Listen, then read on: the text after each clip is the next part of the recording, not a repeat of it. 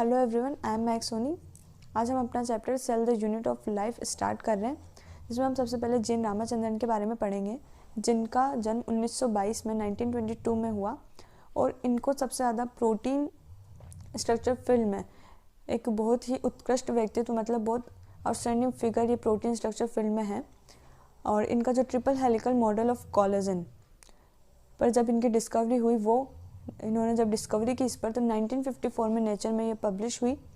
और इन्होंने इनका जो एनालिसिस था कंफर्मेशन ऑफ प्रोटीन स्ट्रक्चर, जिसमें इन्होंने रामाचंद्रन प्लॉट का यूज़ किया था, उस कंट्रीब्यूशन को बहुत ही ज़्यादा नाम मिला। इसकी वजह से इन्हें बहुत उपलब्धि मिली।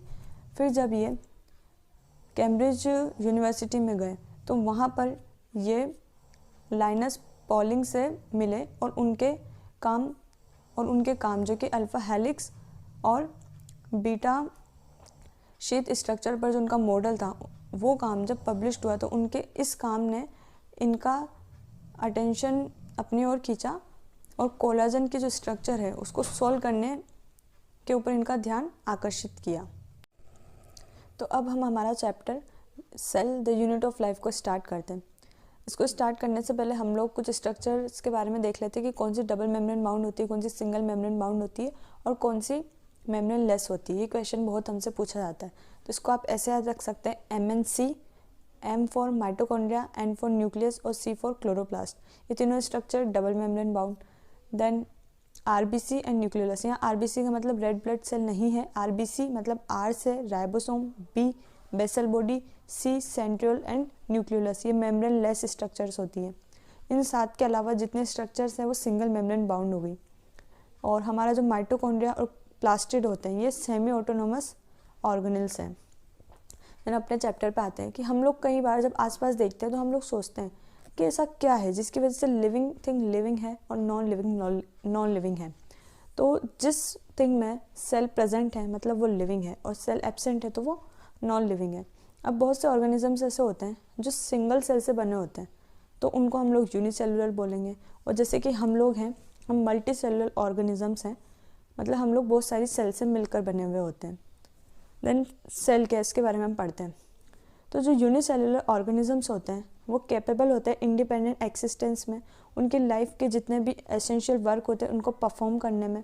और अगर कोई भी लिविंग थिंग है तो सेल के बिना वो जिंदा रह ही नहीं सकते। अगर सेल है उनमें तो ही वो लिविंग है, अदरवाइज वो नॉन लिविंग है। तो इस तरह से हम बोल सकते हैं कि cell fundamental functional unit of life होती है लिविंग ऑर्गेनिजम्स में।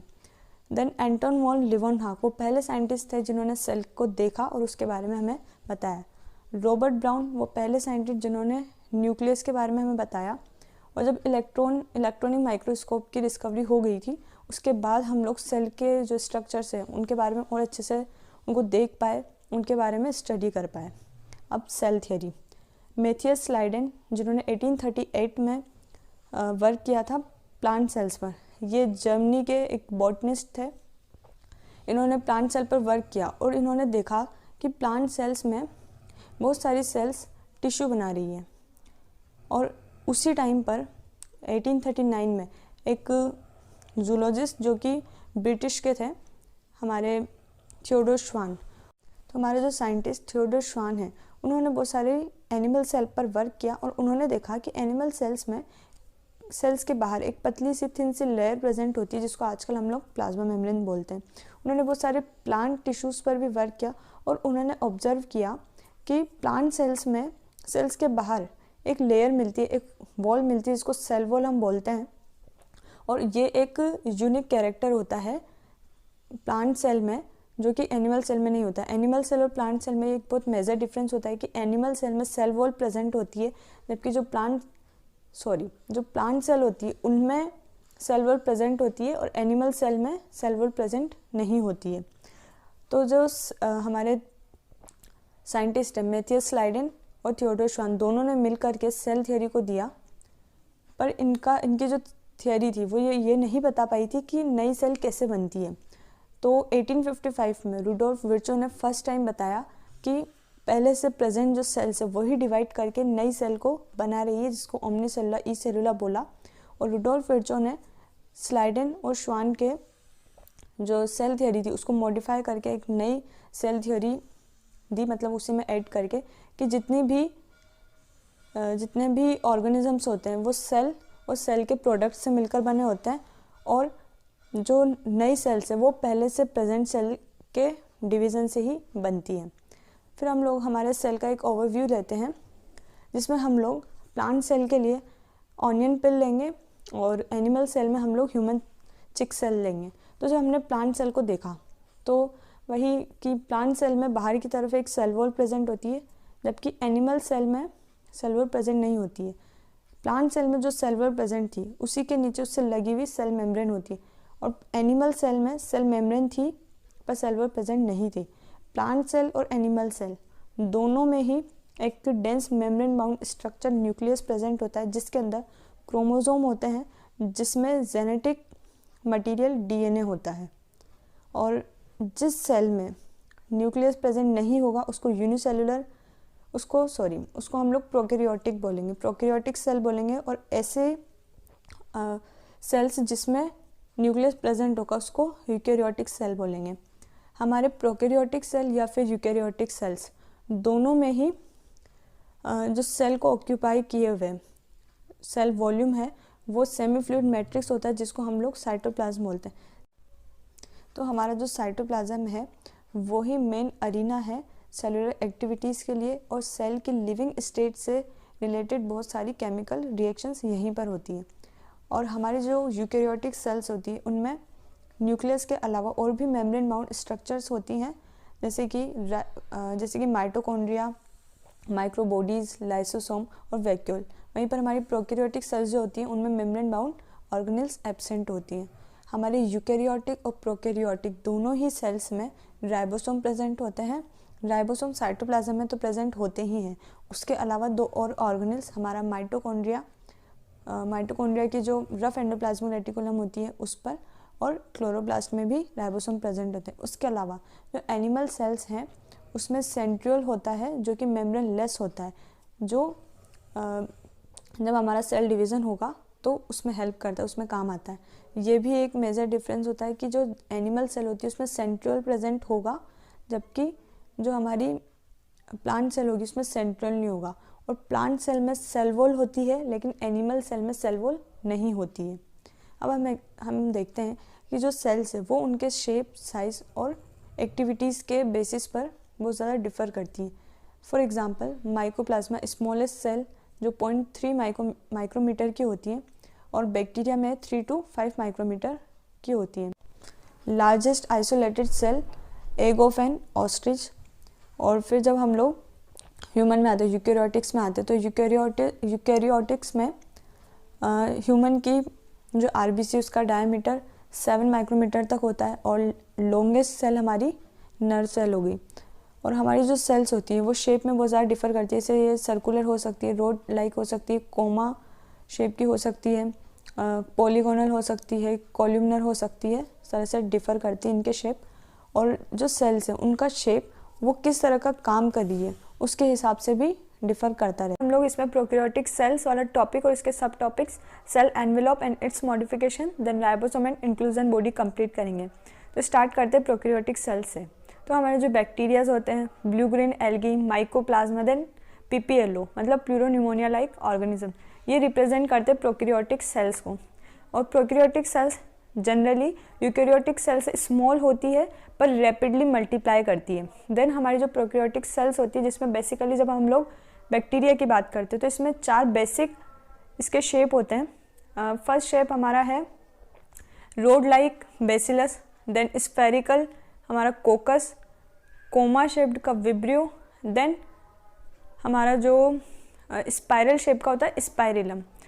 प्रोकैरियोटिक सेल्स जो होती हैं वो अलग अलग तरह की दिखती हैं, मतलब शेप और साइज में अलग अलग होने के बाद भी इनका जो मेन फंडामेंटल ऑर्गेनाइजेशन है वो सेम होता है। सभी प्रोकैरियोटिक सेल में सेल वॉल होती है और जो सेल मेम्ब्रेन होती है वो सेल वॉल से घिरी हुई होती है एक्सेप्ट माइकोप्लाज्मा। देन हमारी जो प्रोकैरियोटिक सेल्स होती है उनका जेनेटिक मटीरियल नेक्ड होता है, क्योंकि उसमें जो न्यूक्लियस है, मतलब वैसे इसमें वेल डिफाइंड न्यूक्लियस नहीं होता है, जो इसका जेनेटिक मटीरियल होता है वो न्यूक्लियर मेम्ब्रेन बाउंड नहीं होता है। देन हमारी जो प्रोकैरियोटिक सेल्स होती है उसमें जो जीनोमिक डीएनए होता है, उस जीनोमिक डीएनए के बाहर एक और हमें मतलब छोटे छोटे स्मॉल डीएनए मिलते हैं जिनको हम लोग प्लाज्मिड बोलते हैं। ये प्लाज्मिड हमारे जो प्रोकैरियोटिक सेल है उसको एक स्पेशल कैरेक्टरिस्टिक प्रोवाइड करता है। प्लाज्मिड हम लोग इसका जो पूरा काम है वो लोग 12th में बायोटेक्नोलॉजी में पढ़ेंगे।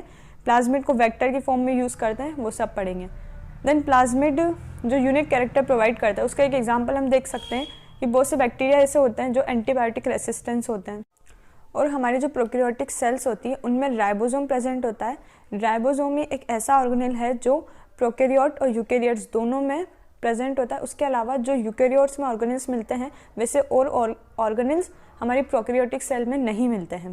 देन प्रोकैरियोटिक सेल में एक मेम्ब्रेनस स्ट्रक्चर मिलती है जिसको मेसोसोम बोलते हैं, जो कि सेल के अंदर जब सेल मेम्ब्रेन एक्सटेंड हो जाती है, फोल्डिंग से बन जाती है, फोल्ड हो जाती है सेल के अंदर की साइड में, तो उसको हम मेसोसोम बोलते हैं। इसके जो भी फंक्शन है बहुत इंपॉर्टेंट है, जो हम अभी इसका सब टॉपिक है उसमें पढ़ेंगे।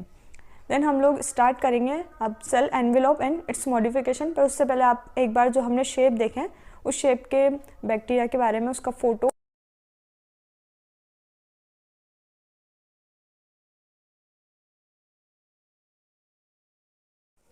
तो अब हम लोग स्टार्ट करते हैं cell envelope and its modification. तो मोस्टली जो प्रोकैरियोटिक सेल्स होती है, बेसिकली जब हम लोग बैक्टीरिया की बात करते हैं तो उसमें बहुत ही कॉम्प्लेक्स केमिकल सेल एनवेलप मिलता है। और ये जो सेल एनवेलप है इसकी 3 लेयर्स होती हैं। सबसे outer layer glycocalyx, then cell wall, then cell membrane. और वैसे तो इन तीनों ही लेयर्स का जो काम है वो अलग अलग होता है, उसके बाद भी ये तीनों मिल करके एक प्रोटेक्टिव यूनिट की तरह काम करती है। और इस सेल एनवेलप के डिफरेंस और बैक्टीरिया किस तरह से स्टेनिंग के प्रोसेस में परफॉर्म करते हैं, उसको स्टेन हो पाते हैं कि नहीं हो पाते हैं, इस बेसिस पे हम लोग बैक्टीरिया को 2 ग्रुप में डिवाइड करते हैं, ग्राम पॉजिटिव और ग्राम नेगेटिव। जो बैक्टीरिया स्टेन को ग्राम को ले पाते हैं उसको तो हम लोग ग्राम पॉजिटिव बोलते हैं, और जो स्टेन नहीं हो पाते उसको ग्राम नेगेटिव बोलते हैं। देन हम लोग देखते हैं कि जो ग्लाइकोकैलिक्स होता है, तो हमारा जो ग्लाइकोकैलिक्स होता है वो अलग अलग बैक्टीरिया में उसके कंपोजिशन और थिकनेस के बेसिस पर अलग अलग होता है। जैसे कि कुछ बैक्टीरिया में ये लूज शीट की फॉर्म में प्रेजेंट होगा, इसको हम लोग स्लाइम लेयर बोलेंगे। वहीं कुछ बैक्टीरिया में ये जो ग्लाइकोकैलिक्स होता है वो टफ और थिक हो जाता है, जिसको हम लोग कैप्सूल बोलते हैं। देन सेल वॉल ही एक बैक्टीरिया को वेल डिफाइंड शेप प्रोवाइड करती है और उसको ब्रस्ट और कोलैप्स होने से बचाती है, मतलब उसको फटने से और सिकुड़ने से बचाती है। देन हमारी प्लाज्मा मेम्ब्रेन नेचर में सेलेक्टिव परमिएबल होती है, और प्लाज्मा मेम्ब्रेन ही वो मेम्ब्रेन है जो कि आउटर वर्ल्ड के कनेक्शन में होती है, कॉन्टेक्ट में होती है। देन सेल मेम्ब्रेन ही एक ऐसी सेल मेम्ब्रेन का जो स्ट्रक्चर होता है वो यूकैरियोटिक और प्रोकैरियोटिक दोनों में सेम होता है। देन हमने पढ़ा है कि मेसोसोम प्रोकैरियोटिक सेल में एक स्पेशल मेम्ब्रेनस स्ट्रक्चर होता है जो कि सेल मेम्ब्रेन के सेल के अंदर की तरफ एक्सटेंड होने से बनता है। ये जो मेसोसोम है वही सेल वॉल फॉर्मेशन में, डीएनए रेप्लिकेशन में और इसके डॉटर सेल में ट्रांसफॉर्मेशन में हेल्प करते हैं। देन मेसोसोम उसके साथ साथ रेस्पिरेशन में, सिक्रीशन प्रोसेस में, एंजाइम फॉर्मेशन में और सेल का जो सरफेस एरिया है उसको बढ़ाने में हेल्प करता है। इसके अलावा कुछ बैक्टीरिया में जैसे कि ब्लू ग्रीन एल्गी में साइटोप्लाज्म में कुछ एक्सटेंशंस होते हैं जिसको कि क्रोमेटोफोर बोलते हैं, जिसमें पिगमेंट प्रेजेंट होते हैं।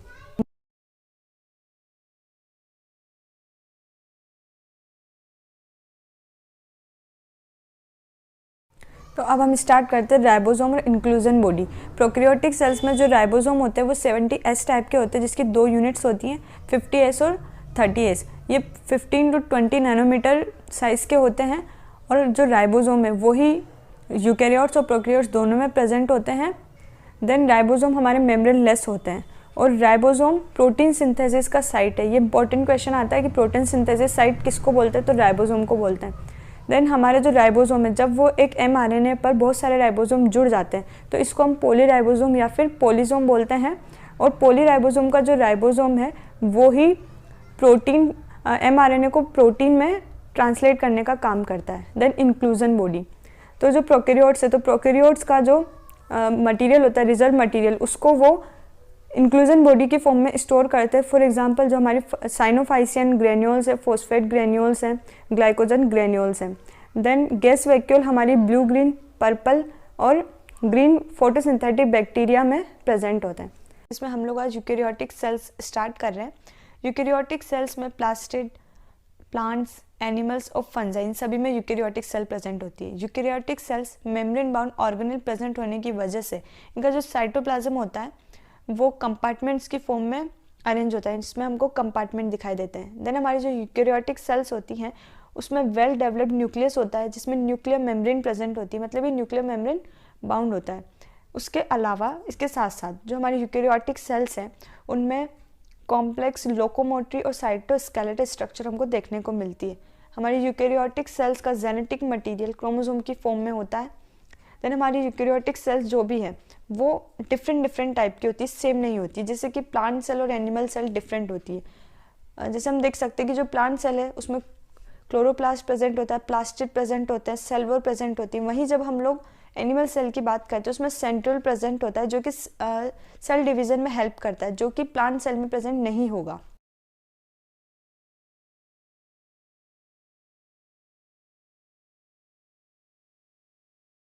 तो अब हम लोग स्टार्ट करते हैं सेल मेम्ब्रेन। तो 1950 में जब इलेक्ट्रॉन माइक्रोस्कोप की डिस्कवरी हो गई थी, उसके बाद हम लोग प्लाज्मा मेम्ब्रेन का जो पॉसिबल स्ट्रक्चर है उसके बारे में स्टडी कर पाए। हमने जब ह्यूमन की आरबीसी पर स्टडी की तो हमको पता लगा कि जो प्लाज्मा मेम्ब्रेन है वो मेनली लिपिड की बनी होती है, जो कि बाइलेयर की फॉर्म में अरेंज होते हैं।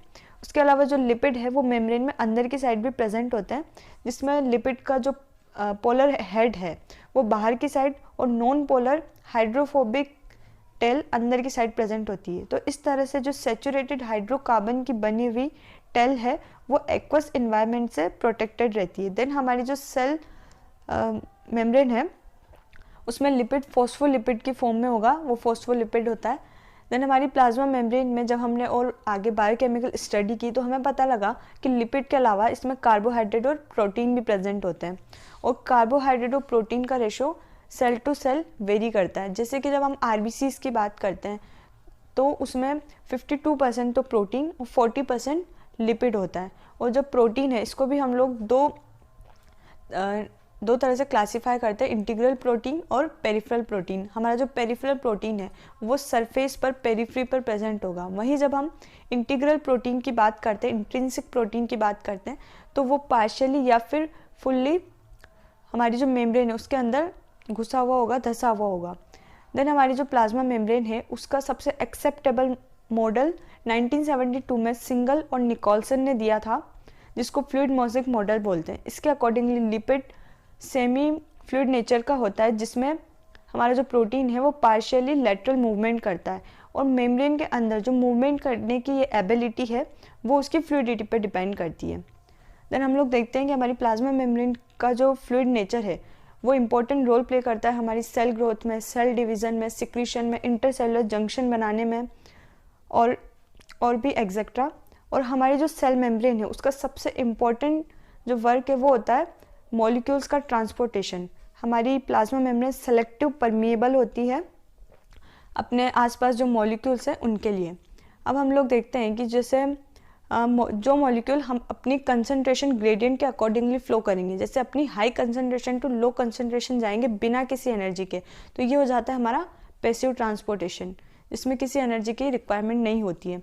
अब हमारा जो वाटर है, वाटर भी डिफ्यूजन के थ्रू, सिंपल डिफ्यूजन के थ्रू ही अपनी हाई कंसंट्रेशन से लो कंसंट्रेशन की तरफ जाता है, और डिफ्यूजन के थ्रू वाटर का सेमी परमिएबल मेम्ब्रेन से होकर जाना, इसको हम लोग ऑस्मोसिस बोलते हैं। ये क्वेश्चन आता है कि डिफ्यूजन के थ्रू वाटर का मूवमेंट हमारा ऑस्मोसिस कहलाता है। देन जब हम लोग एक्टिव ट्रांसपोर्ट की बात करते हैं तो इसमें एनर्जी की रिक्वायरमेंट होती है, और एक्टिव ट्रांसपोर्ट मतलब कोई भी मॉलिक्यूल जब अपनी कंसंट्रेशन ग्रेडियंट के ऑपोजिट जाएगा, मतलब low concentration to high concentration जाएगा, तो उसको रिक्वायरमेंट होगी एनर्जी की। तो ये एनर्जी हम लोग किसके फॉर्म में यूज़ करते हैं, एटीपी की फॉर्म में एनर्जी लगती है, इसको एक्टिव ट्रांसपोर्ट बोलते हैं। और एक्टिव ट्रांसपोर्ट हमारा पंप के फॉर्म में वर्क करता है, जैसे कि सोडियम पोटेशियम पंप। देन हमारे कुछ मॉलिक्यूल्स ऐसे होते हैं जो कि हमारी जो नॉन पोलर लेयर है लिपिड की, उससे सीधे ही होकर नहीं जा सकते हैं। तो उसके लिए उनको कुछ कैरियर प्रोटीन की ज़रूरत होती है, जिसके थ्रू वो जो मॉलिक्यूल्स है वो मेम्ब्रेन में एंटर करते हैं।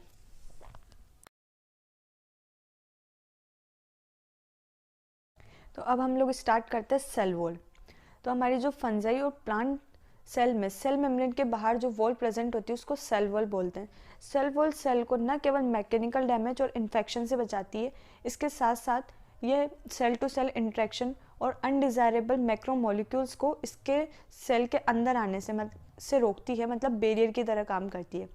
अब क्वेश्चन जो इस टॉपिक में सेल वॉल में सबसे ज़्यादा पूछा जाता है वो ये है कि एल्गी की सेल वॉल किसकी बनी होगी, हमारी फंजाई की सेल वॉल किसकी बनी होगी, और ब्लू ग्रीन एल्गी, बैक्टीरिया और प्लांट्स की सेल वॉल किसकी बनी होगी। तो सबसे पहले क्वेश्चन जो पूछते हैं वो एल्गी का, ये बहुत कॉमन क्वेश्चन है। एल्गी की सेल वॉल बनी होती है गैलेक्टेंस, मैनन्स और कुछ मिनरल जैसे कैल्शियम कार्बोनेट की। देन जब हम ब्लू ग्रीन एल्गी और बैक्टीरिया की बात करते हैं तो इनकी सेल वॉल पेप्टिडोग्लाइकिन की बनी होगी। देन हमारी फंजाई की सेल वॉल काइटिन की बनी होती है, और हमारे प्लांट्स की सेल वॉल सेलुलोज, हेमिसेलुलोज और पेक्टिन की बनी होती है। जब हम लोग न्यूली मतलब यंग प्लांट सेल की बात करते हैं तो उसकी जो प्राइमरी वॉल होगी उसमें ग्रोथ करने की जो एबिलिटी है वो ज़्यादा होती है, अच्छी होती है। पर जैसे जैसे ये सेल मैच्योर होती जाती है तो इसकी ये ग्रोथ करने की एबिलिटी कम होती जाती है और सेकेंडरी वॉल बनने लगती है। तो हमारी जो मिडिल लेमिला होती है वो मैग्नीशियम और कैल्शियम पेक्टेट की बनी होती है, मेनली कैल्शियम पेक्टेट की बनी होती है। ये आसपास की जो हमारी नेबर सेल्स है उनको पकड़े हुए होती है और उनको चिपकाए रखती है, मतलब उसको होल्ड किए हुए रहती है और चिपकाए हुए रखती है। देन हमारी जो मिडिल लेमिला है और सेल वॉल है उसके बीच में ऐसे आड़े तिरछे प्लाज्मोडेस्माटा प्रेजेंट होंगे, जो कि साइटोप्लाज्म का, आसपास का जो साइटोप्लाज्म है उसके बीच में कनेक्शन बनाने का काम करते हैं। मेम्ब्रेन सिस्टम पढ़ेंगे।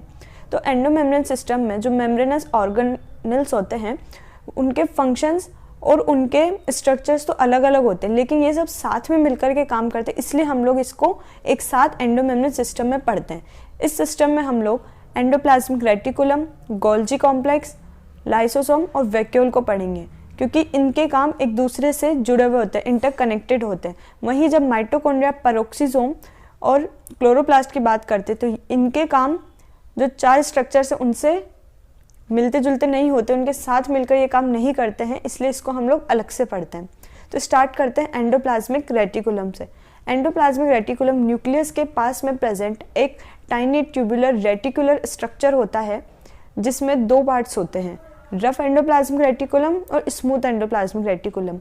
जिस ER में उसके आउटर सरफेस पर राइबोसोम प्रेजेंट होंगे उसको रफ एंडोप्लाज्मिक रेटिकुलम बोलेंगे, और जो स्ट्रक्चर प्रोटीन सिंथेसिस और सिक्रीशन में एक्टिवली पार्ट लेती है उस स्ट्रक्चर में रफ एंडोप्लाज्मिक रेटिकुलम ज़्यादा नंबर में प्रेजेंट होगी।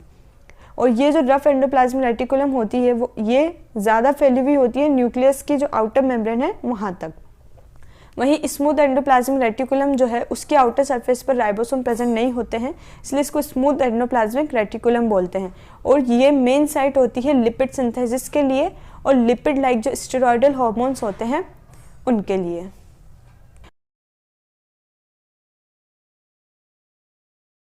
तो स्टार्ट करते हैं हम गोल्जी एपरेटस। 1898 में कैमिलो गोल्जी ने न्यूक्लियस के पास में डेंस स्टेन रेटिकुलर स्ट्रक्चर देखा जिसको गोल्जी कॉम्प्लेक्स बोलते हैं। गोल्जी कॉम्प्लेक्स का डायमीटर 0.5 माइक्रोमीटर से 1 माइक्रोमीटर तक का होता है। गोल्जी कॉम्प्लेक्स में फ्लैट डिस्क लाइक सेक और सिस्टर्ने से मिलकर गोल्जी एपरेटस बना होता है, और जो सिस्टर्ने का नंबर है वो गोल्जी एपरेटस में अलग अलग होता है।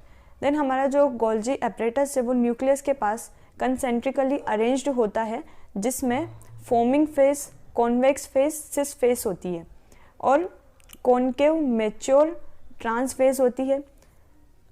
देन हमारा जो गोल्जी कॉम्प्लेक्स उसका सबसे इम्पोर्टेंट काम होता है मटेरियल की पैकेजिंग करना और उसको उसके इंटरसेलुलर टारगेट्स या फिर सेल के बाहर सिक्रीट करना। तो जब जो हमारा सब्सटेंस है उसकी पैकेजिंग हो जाती है तो पैक्ड मटेरियल एंडोप्लाज्मिक रेटिकुलम से वेसिकल्स की फॉर्म में सिस सरफेस से जुड़ता है और उसके बाद वो ट्रांस सरफेस की तरफ मूव करता है। तो इससे हमको पता लगता है कि हमारा जो एंडोप्लाज्मिक रेटिकुलम है और जो गोल्जी एपरेटस है वो साथ में मिलकर के काम करते हैं। देन हमारी एक इम्पॉर्टेंट लाइन, जो सिस फेस होती है और ट्रांस फेस होती है ये पूरी तरह से अलग अलग होती है लेकिन इंटरकनेक्टेड होती हैं।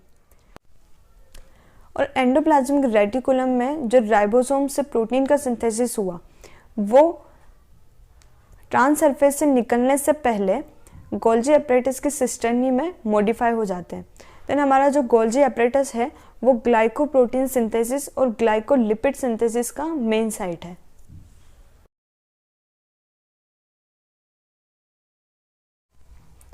तो अब स्टार्ट करते हैं lysosome. Lysosome membrane bound vascular structure होता है जो कि गोल्जी एपरेटस में पैकेजिंग की प्रोसेस के बाद बनता है। इसमें सभी तरह के हाइड्रोलाइटिक एंजाइम प्रेजेंट होते हैं, फॉर एग्जांपल लाइपेज, प्रोटीएजेस, न्यूक्लियेजेस, कार्बोहाइड्रेसेस। और लाइसोसोम एसिडिक पीएच में सबसे ज़्यादा एक्टिव होते हैं और इसमें जो डाइजेस्टिव एंजाइम है इसकी वजह से ये कार्बोहाइड्रेट, प्रोटीन और लाइपेज का डाइजेशन करने की इसमें एबिलिटी होती है। और लाइसोसोम, अगर लाइसोसोम फट जाए तो उसकी वजह से इसके जो हाइड्रोलाइटिक एंजाइम्स हैं वो बाहर आएंगे और वो उसकी अपनी ही सेल को डाइजेस्ट करने लग जाते हैं। ये इंपॉर्टेंट क्वेश्चन एक आता है कि लाइसोसोम एक ऐसा स्ट्रक्चर है जो अगर फट जाए तो उसकी वजह से वो अपनी ही सेल को खाने लग जाता है।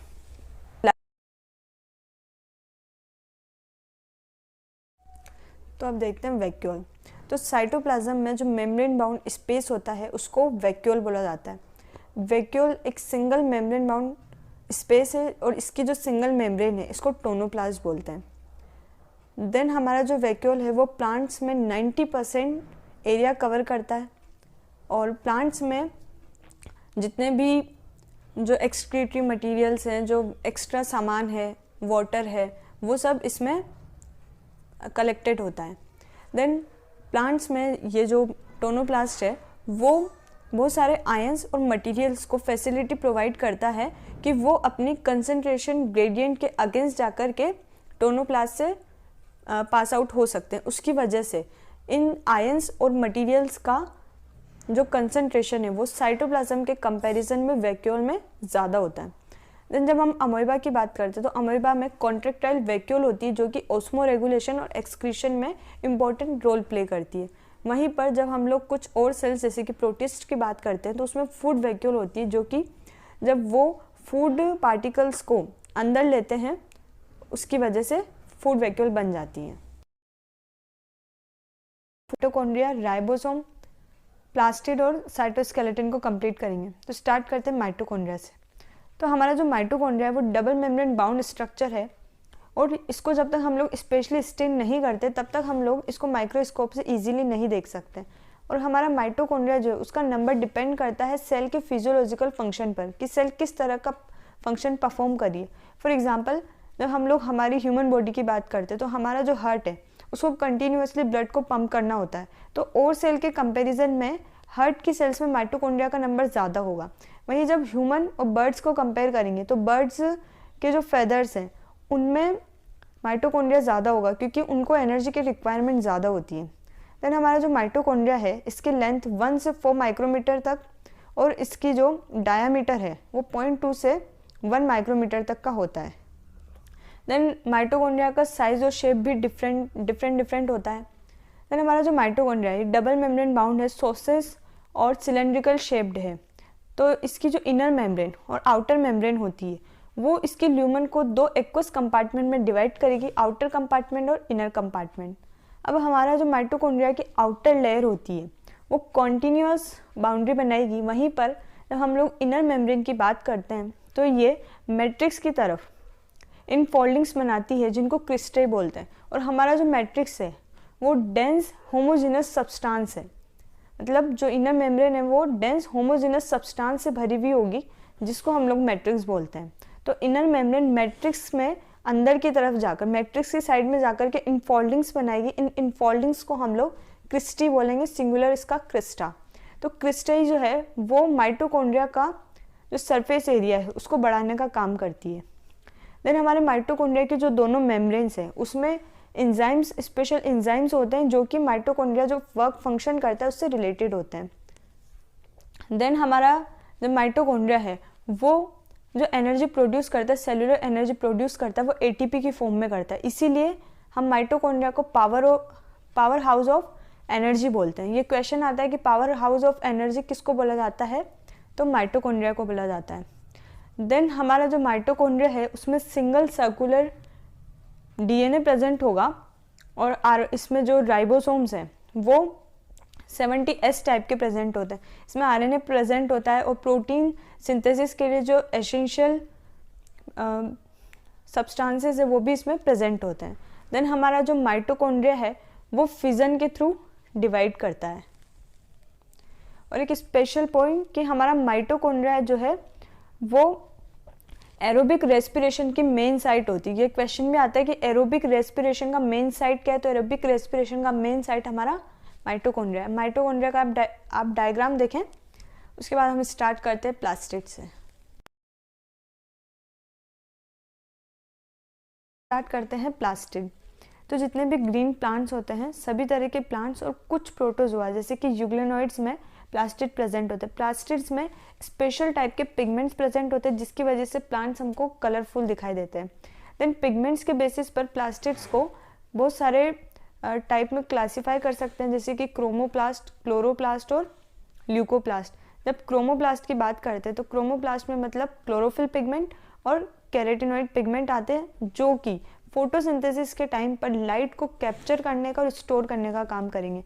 वहीं जब हम लोग क्रोमोप्लास्ट की बात करते हैं तो उसमें fat cellular carotenoid example xanthophyll और कैरोटिन होते हैं, जिसकी वजह से प्लांट्स में येलो, रेड और ऑरेंज कलर हमको देखने को मिलता है। देन जब हम लोग ल्यूकोप्लास्ट की बात करते हैं, ल्यूकोप्लास्ट डिफरेंट शेप और साइज़ के हो सकते हैं और ये कलरलेस होते हैं। इनका मेन काम होता है फूड को स्टोर करने का। इसमें भी हमको 3 टाइप दिए हुए हैं, अमाइलोप्लास्ट, एलियोप्लास्ट और एल्यूरोप्लास्ट। तो हमारा जो अमाइलोप्लास्ट होता है, अमाइलो मतलब कार्बोहाइड्रेट, तो जो कार्बोहाइड्रेट जो कि प्लांट्स में स्टार्च है, तो स्टार्च को स्टोर करने का काम करेगा अमाइलोप्लास्ट। देन एलियोप्लास्ट मतलब ऑयल और फैट को स्टोर करने का काम। देन एल्यूरोप्लास्ट जो कि हमारा प्रोटीन को स्टोर करने का काम करेगा। देन हमारा जो क्लोरोप्लास्ट है वो मेनली ग्रीन प्लांट्स की लीफ की मीजोफिल सेल्स में होता है। मतलब लीफ की जो मीजोफिल सेल्स है वहाँ पर सबसे ज़्यादा क्लोरोप्लास्ट पिगमेंट प्रेजेंट होते हैं। क्लोरोप्लास्ट पिगमेंट्स का शेप डिफरेंट हो सकता है, लेंस शेप के हो सकते हैं, सर्कुलर हो सकते हैं, इवन रिबन लाइक हो सकते हैं। देन हमारा जो क्लोरोफिल है इसकी लेंथ 5 to 10 mm और इसकी जो ब्रेथ है वो 2 to 4 mm हो सकती है। इसका नंबर डिफरेंट हो सकता है, जैसे कि जब हम क्लेमाइडोमोनास की बात करते हैं जो कि एक ग्रीन एल्गी है, उसमें पर सेल पर क्लोरोप्लास्ट प्रेजेंट होगा, मतलब एक सेल में एक क्लोरोप्लास्ट प्रेजेंट होगा। देन जब हम लोग हमारा जो प्लांट है, प्लांट की लीफ में जब मीजोफिल सेल की बात करते हैं वहीं उसमें 20 to 40 क्लोरोप्लास्ट प्रेजेंट होंगे। देन हमारा जब हम लोग क्लोरोप्लास्ट की बात करते हैं तो क्लोरोप्लास्ट ये भी माइटोकॉन्ड्रिया की तरह डबल मेम्ब्रेन बाउंड स्ट्रक्चर होता है। तो हमारा जो क्लोरोप्लास्ट है उसकी इनर मेम्ब्रेन आउटर मेम्ब्रेन के कंपैरिजन में लेस परमिएबल होती है। देन इनर मेम्ब्रेन जो एरिया कवर किए हुए होती है उसको स्ट्रोमा बोलते हैं। और हमारे स्ट्रोमा में फ्लैट सेक लाइक स्ट्रक्चर्स होती हैं जिनको थाइलेकोइड बोलते हैं। अब थाइलेकोइड एक के ऊपर एक थाइलेकोइड जब जुड़ के, मतलब जैसे हम लोग सिक्कों की बात करें तो एक के ऊपर एक सिक्का जब जुड़ के एक पिलर बना लेगा तो इस पूरे पिलर को हम लोग ग्रेना बोलेंगे। अब एक ग्रेना और दूसरा ग्रेना, तो इन दोनों ग्रेना को मतलब एक ग्रेना का एक सिक्का जिसको थाइलेकोइड बोल रहे हैं, तो एक ग्रेना के एक थाइलेकोइड को दूसरे ग्रेना के थाइलेकोइड से जो एक स्ट्रक्चर ट्यूब्यूलर स्ट्रक्चर कनेक्ट करती है उसको हम लोग स्ट्रोमल लेमिला बोलते हैं। देन हमारी थाइलेकोइड की जो मेम्ब्रेन है वो जिस एरिया को कवर करेगी उसको हम लोग ल्यूमेन बोलेंगे। देन हमारा जो स्ट्रोमा है उसमें बहुत सारे एंजाइम्स प्रेजेंट होते हैं जो कार्बोहाइड्रेट और प्रोटीन सिंथेसिस के लिए एसेंशियल होते हैं। और हमारा जो क्लोरोप्लास्ट है वो थाइलेकोइड में प्रेजेंट होता है। देन हमारा जो क्लोरोप्लास्ट है वो उसमें भी 70S टाइप के राइबोसोम होंगे जो कि जो साइटोप्लाज्मिक राइबोसोम है उसके कंपैरिजन में छोटे साइज के होते हैं। इसमें double stranded circular DNA present होता है।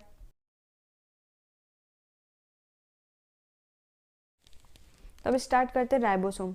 1953 में जॉर्ज पेलेट नाम के साइंटिस्ट ने एक डेंस ग्रेन्युलर स्ट्रक्चर को देखा जिसको उन्होंने राइबोसोम नाम दिया। राइबोसोम हमारे ribonucleic acid RNA plus protein से मिलकर बने होते हैं। ये मेम्ब्रेन लेस स्ट्रक्चर है। देन हमारा जो राइबोसोम है वो दो टाइप के 70S और 80S टाइप के। यूकैरियोटिक सेल्स में 80S टाइप का राइबोसोम प्रेजेंट होगा, वहीं प्रोकैरियोटिक सेल्स में 70S टाइप का राइबोसोम प्रेजेंट होगा। हमारा जो राइबोसोम है ये दो सब यूनिट से मिलकर बना होता है। तो जब 80S राइबोसोम है वो 60S और 40S दो सब यूनिट से मिलकर बना होगा, जिसमें 60S लार्जर सब यूनिट और 40S स्मॉलर सब यूनिट, और 70S की दो सब यूनिट्स 50S और 30S। यहाँ पर जो S है हमारा वो स्वेडवर्थ यूनिट सेडिमेंटेशन कांस्टेंट है, जो कि इनडायरेक्टली हमारी डेंसिटी और शेप को डिफाइन करता है।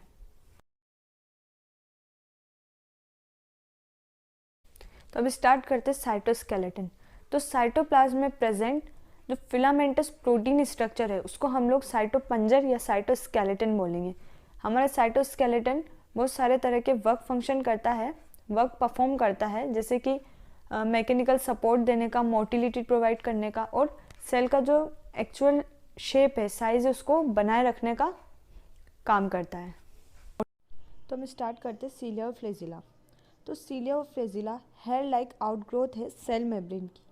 सीलिया स्मॉल स्ट्रक्चर होता है जो कि ओर की तरह, ओर मतलब चप्पू या फिर कोड़े, उसकी तरह वर्क करता है और सेल को मूवमेंट, सेल और उसके आसपास जो फ्लूइड है, सराउंडिंग फ्लूइड है, उसको मूवमेंट प्रोवाइड करने में हेल्प करता है।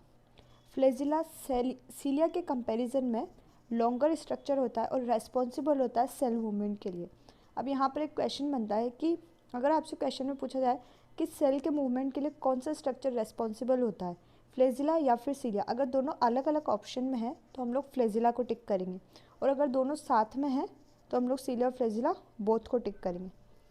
देन प्रोकैरियोटिक बैक्टीरिया का जो फ्लेजिला है और यूकैरियोटिक फ्लेजिला है, दोनों स्ट्रक्चरली डिफरेंट होते हैं। इलेक्ट्रॉनिक माइक्रोस्कोप से जब हमने सीलिया और फ्लेजिला का स्टडी किया तब हमको पता लगा कि सीलिया और फ्लेजिला प्लाज्मा मेम्ब्रेन से कवर्ड होते हैं और इसके कोर को एक्सोनिमा बोलते हैं, जो कि बहुत सारे नंबर में माइक्रोट्यूब्यूल्स को इसमें मिलते हैं और ये लॉन्ग एक्सिस के पैरेलली प्रेजेंट होते हैं।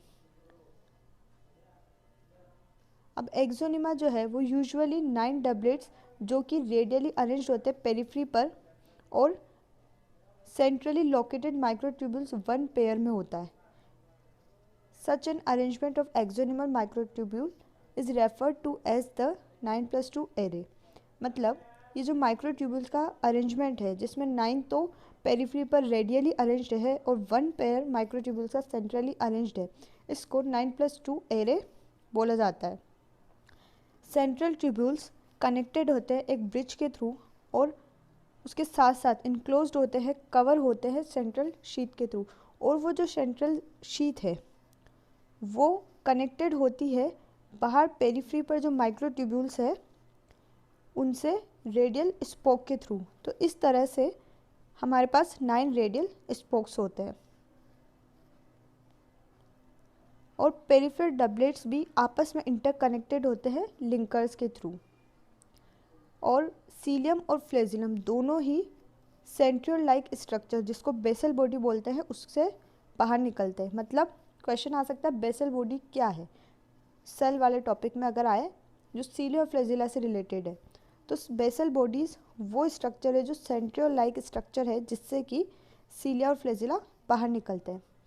अब इसके स्ट्रक्चर को एक बार आप लोग देखिए, सीलिया के स्ट्रक्चर को। तो सीलिया का डायग्राम हम देखते हैं। तो इसमें जो बाहर आपको ये दिख रहे हैं ये है हमारे पेरिफेरल माइक्रोट्यूब्यूल्स, ठीक है, पेरिफेरल माइक्रोट्यूब्यूल डबलेट्स, और हमको ये जो अंदर दिखाई दे रहे हैं ये है हमारे सेंट्रल माइक्रोट्यूब्यूल्स, जो कि ये ग्रीन लाइन जो हमको दिख रही है इसको बोलेंगे ब्रिज के थ्रू ये एक दूसरे से इंटरकनेक्टेड होते हैं। और फिर ये जो हमारे सेंट्रल माइक्रोट्यूब्यूल्स हैं ये इनक्लोज्ड है सेंट्रल शीथ से, ये हमारी सेंट्रल शीथ, जो कि बाहर जितने भी पेरिफेरल माइक्रोट्यूब्यूल डबलेट्स हैं उनसे कनेक्टेड है रेडियल स्पोक के थ्रू। ये हमारे रेडियल स्पोक। देन हमारे जितने भी ये पेरिफेरल माइक्रोट्यूब्यूल्स हैं वो भी आपस में इंटरकनेक्टेड होते हैं इंटर डबलेट ब्रिज के थ्रू, जिनको लिंकर्स बोलेंगे। ये जो हमको ग्रीन लाइंस शो हो रही है ये हमारे लिंकर्स है, जिसके थ्रू हमारे जो आउटर मतलब पेरिफेरल माइक्रोट्यूब्यूल्स है वो कनेक्टेड होते हैं। तो अब स्टार्ट करते हैं सेंट्रोसोम और सेंट्रियोल। सेंट्रोसोम ऐसा ऑर्गेनेल है जो यूजुअली 2 सिलेंड्रिकल स्ट्रक्चर से मिलके बना होता है, जिनको सेंट्रियोल बोलते हैं। ये सराउंडेड होता है एक अमॉर्फस पेरिस सेंट्रियोलर मटेरियल से, और जो दोनों सेंट्रियोल्स हैं वो सेंट्रोसोम में एक दूसरे के परपेंडिकुलर होती हैं, और हर एक सेंट्रियोल का स्ट्रक्चर कार्टविल लाइक मतलब बैलगाड़ी के पहिए की तरह होता है। They are made up of 9 evenly space peripheral fibrils of tubulin protein, मतलब ये हर एक जो है वो नंबर में 9 और एक दूसरे से इक्वली डिस्टेंस पर प्रेजेंट पेरिफेरल ट्यूबुलिन फाइब्रिल्स जो कि प्रोटीन के बने होते हैं उससे बने हुए होते हैं। हर एक पेरिफेरल फाइब्रिल एक ट्रिपलेट होता है और आसपास के जो एडजेसेंट ट्रिपलेट्स हैं वो भी आपस में लिंक्ड होते हैं। सेंट्रियोल का अंदर वाला पार्ट, बिल्कुल जो अंदर वाला पार्ट है कोर पार्ट, वो भी प्रोटीन का बना होता है जिसको हब बोला जाता है। ये पेरिफेरल ट्रिपलेट्स, जो पेरिफेरल ट्रिपलेट्स के ट्यूब्स हैं वो भी जुड़े हुए होते हैं रेडियल स्पोक के थ्रू, और ये रेडियल स्पोक भी प्रोटीन का बना होता है। सेंट्रियोल सीलिया और फ्लैजिला का बेसल बॉडी बनाता है, और spindle fibre animal cell division के बाद में स्पिंडल एपरेटस बनाता है। तो अब हम स्टार्ट करते हैं न्यूक्लियस सेलुलर ऑर्गेनेल, जिसकी फर्स्ट डिस्कवरी रॉबर्ट ब्राउन ने 1831 में की थी। बाद में न्यूक्लियस में मिलने वाला जो मटेरियल है जो कि बेसिक डाई से स्टेन हो जाता है उसको क्रोमेटिन नाम दिया गया फ्लेमिंग के द्वारा। इंटरफेज न्यूक्लियस मतलब सेल का न्यूक्लियस जब वो डिवाइड नहीं कर रहा है उसमें हाईली एक्सटेंडेड और इलोबोरेट न्यूक्लियोप्रोटीन फाइबर्स मिलते हैं जिसको क्रोमेटिन बोला जाता है। न्यूक्लियर मैट्रिक्स और एक और स्फेरिकल बॉडी मिलती है जिसको न्यूक्लियोलाई या न्यूक्लियोलस बोला जाता है। जब हमने बाद में इलेक्ट्रॉन माइक्रोस्कोप से स्टडी की न्यूक्लियर एनवेलोप की, तब हमको पता लगा कि न्यूक्लियर एनवेलोप में 2 मेम्ब्रेन होती है जो कि एक दूसरे के पैरेलल होती है। उसमें एक स्पेस होता है जो 10 to 15 नैनोमीटर तक का होता है जिसको पेरी न्यूक्लियर स्पेस बोला जाता है, जो कि बैरियर की तरह काम करता है न्यूक्लियस में मिलने वाले मटेरियल मतलब न्यूक्लियोप्लाज्म और साइटोप्लाज्म के बीच में। आउटर मेम्ब्रेन यूजुअली कंटिन्यूअस होती है एंडोप्लाज्मिक रेटिकुलम तक, और इसके ऊपर राइबोसोम भी हमको देखने को मिलते हैं। अब जिस जगह पर न्यूक्लियर एनवेलोप इंटरप्ट करते हैं वहाँ पर छोटे छोटे पोर्स बन जाते हैं जो कि 2 जो न्यूक्लियर मेम्ब्रेन है उनके फ्यूजन होने से बनते हैं। अब ये जो हमारे न्यूक्लियर पोर हैं वो पैसेज प्रोवाइड करते हैं न्यूक्लियर मटेरियल में मिलने वाले जो कुछ प्रोटीन मॉलिक्यूल्स हैं और आरएनए हैं, उनको पैसेज प्रोवाइड करते हैं, उनको पाथ प्रोवाइड करते हैं न्यूक्लियोप्लाज्म से साइटोप्लाज्म की तरफ जाने के लिए और साइटोप्लाज्म से न्यूक्लियोप्लाज्म की तरफ आने के लिए, मतलब बोथ डायरेक्शन में इनको जाने के लिए पाथ प्रोवाइड करते हैं। मेनली मतलब जनरली जब हम देखते हैं तो एक सेल में हमको एक ही न्यूक्लियस मिलता है, लेकिन बहुत बार हमने ऐसा देखा कि सेल्स में इनका नंबर चेंज हो जाता है। जैसे कि कई बार कुछ सेल में एक से ज़्यादा न्यूक्लियस आ जाता है, और कुछ कंडीशन ऐसी होती है जब जैसे कोई मैच्योर सेल है तो वो न्यूक्लियस लेस होती है। जैसे कि हमारे मैमल्स की जब हम बात करते हैं उनकी इरिथ्रोसाइट मतलब आरबीसी में न्यूक्लियस नहीं होता, वो न्यूक्लियस लेस होती है। और वहीं जब हम लोग एंडोस्पर्मिक प्लांट की बात करते हैं उसकी जो सिव ट्यूब सेल्स होती है वो भी न्यूक्लियस लेस होती हैं। अब ये क्वेश्चन आपसे पूछा जा सकता है कि कौन सी कंडीशन, कौन सी वो सेल्स होती हैं जो न्यूक्लियस लेस होती है, तो आपको याद रखना है जो एग्जाम्पल एनसीईआरटी में दिया है, इरिथ्रोसाइट, मेमल्स की इरिथ्रोसाइट्स, और जो वेस्कुलर प्लांट्स हैं मतलब जो एंडोस्पर्मिक प्लांट्स हैं उनकी स्यू ट्यूब सेल न्यूक्लियस लेस होती है। देन हमारा जो न्यूक्लियर मैट्रिक्स है, न्यूक्लियोप्लाज्म जिसको हम बोलते हैं, वो न्यूक्लियोलस और क्रोमेटिन कंटेन करता है, मतलब इसमें न्यूक्लियोलस और क्रोमेटिन मिलता है। न्यूक्लियोलाई जो कि स्फेरिकल स्ट्रक्चर है प्रेजेंट होता है न्यूक्लियोप्लाज्म में। अब न्यूक्लियोलस का जो कंटेंट है, जो मटेरियल है,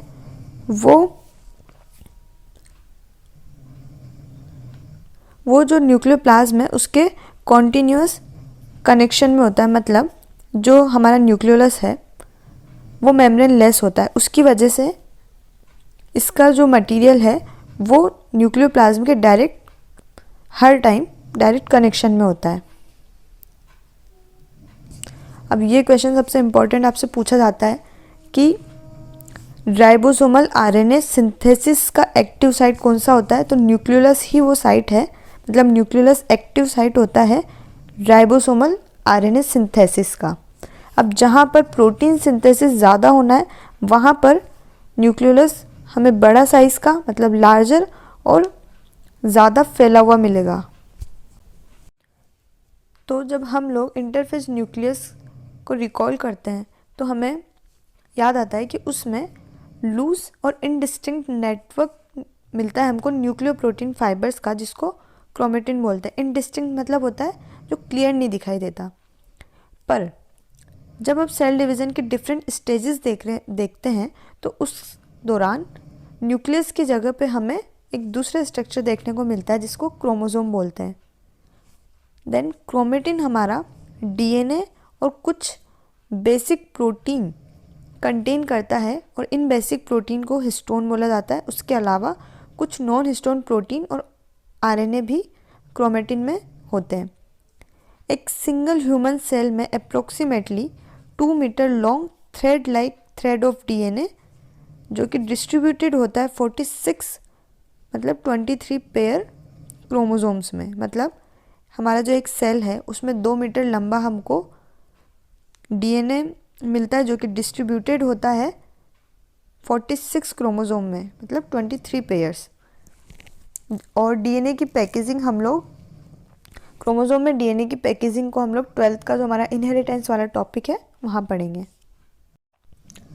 हर एक क्रोमोसोम में एक प्राइमरी कॉन्ट्रैक्शन हमें देखने को मिलता है जिसे सेंट्रोमियर बोलते हैं, और ये केवल विजिबल होता है डिवाइडिंग सेल में, ओनली डिवाइडिंग सेल, ये याद रखना है।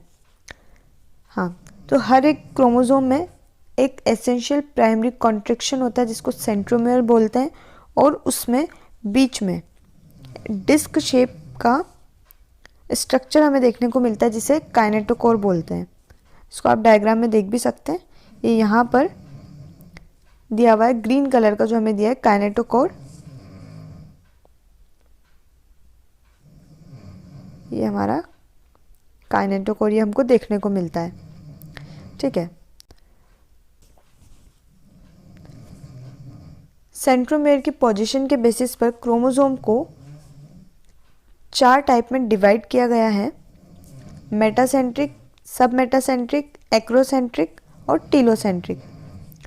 मेटासेंट्रिक क्रोमोसोम में जो सेंट्रोमियर है वो क्रोमोसोम में बिल्कुल बीच में, एकदम बीचों बीच प्रेजेंट होता है, जिसकी वजह से क्रोमोसोम की जो दोनों आर्म्स है वो इक्वल लेंथ की होती है।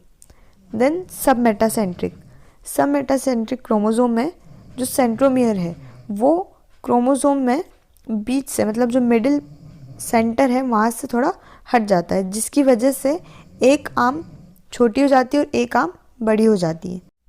देन एक्रोसेंट्रिक क्रोमोसोम में सेंट्रोमियर इसके एंड के एकदम क्लोज, मतलब बिल्कुल एंड पर, किनारे पर चला जाता है, जिसकी वजह से एक आर्म तो बहुत ज़्यादा छोटी हो जाती है और एक आर्म बहुत बड़ी हो जाती है। और जब हम टीलोसेंट्रिक क्रोमोसोम की बात करते हैं तो उसमें सेंट्रोमियर एकदम टर्मिनल एंड पर चला जाता है, मतलब हेड पार्ट जो है टर्मिनल वहाँ चला जाता है। डायग्राम भी एक बार आप देख लीजिए, डायग्राम याद रखने आते हैं, क्वेश्चन आया हुआ है। तो सबसे फर्स्ट जो हमको दिया हुआ है ये है हमारा मेटासेंट्रिक क्रोमोसोम, जिसमें सेंट्रोमियर बीच में है। देन सब मेटासेंट्रिक दिया हुआ है, जिसमें सेंट्रोमियर थोड़ा सा बीच से हट गया है।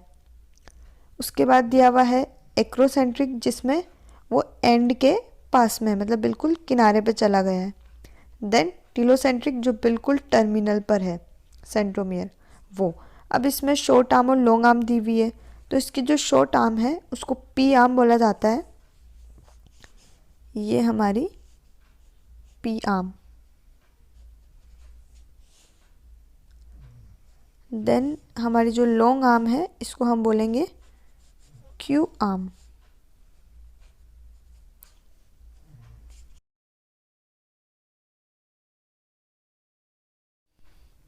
कभी कभी कुछ क्रोमोसोम में non staining secondary constriction constant location पर हमें दिखाई देते हैं, जो कि क्रोमोसोम के छोटे से फ्रेगमेंट की फॉर्म में हमें देखने को मिलते हैं, जिन्हें सैटेलाइट बोलते हैं।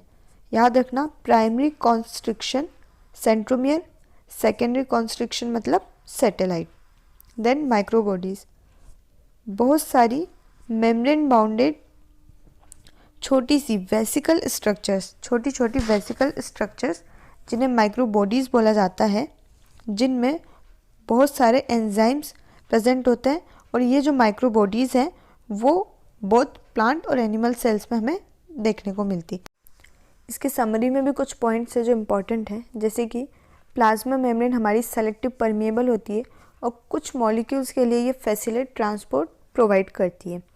देन हमारा जो सेंट्रोसोम है और सेंट्रियोल है वो सीलिया और फ्लेजिला का बेसल बॉडी बनाते हैं, जो कि मूवमेंट में हेल्पफुल होता है। देन हमारा जो माइटोकॉन्ड्रिया है वो ऑक्सीडेटिव फॉस्फोराइलेशन और एडिनोसिन ट्राइफॉस्फेट के फॉर्मेशन में हेल्प करता है।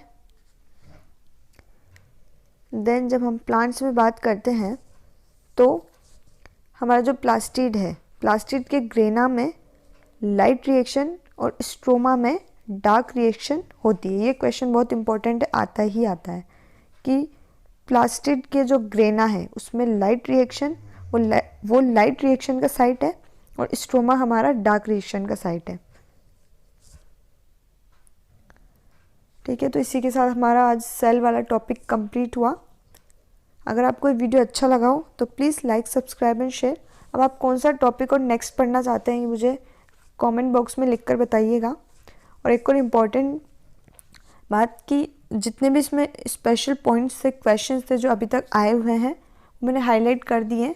बाकी जो भी इसमें डार्क करके दिया हुआ है एनसीईआरटी में, जो भी पॉइंट्स हैं बोल्ड लेटर में दिए हुए हैं, उनको ध्यान से पढ़ना है, उसके ऊपर क्वेश्चन ज़रूर बनता है, तो उसका आप लोग ध्यान